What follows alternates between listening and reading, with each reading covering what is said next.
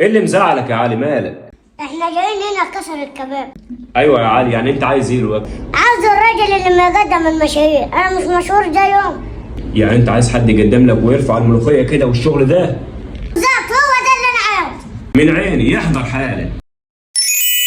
سلسلة مطاعم قصر الكبابجي بترحب بنجوم الكوميديا علي الصغير والحاج ريعو بزة والسبعاوي.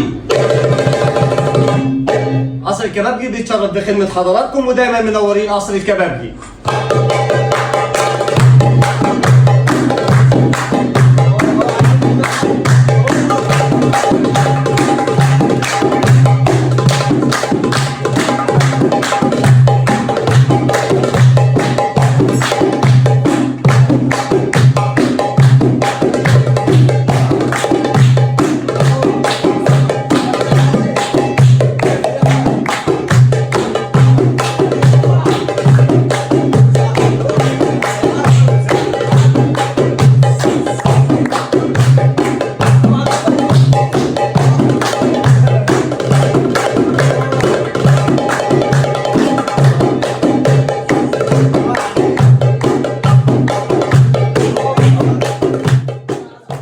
ايه مالك يا علي بعد الاكل؟ ايه اللي حصل؟ مش قادر يا بابا خالص، الاكل دخل بطني كتب.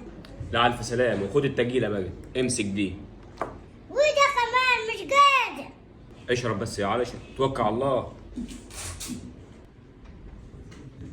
ده اللي يثبت الكلام.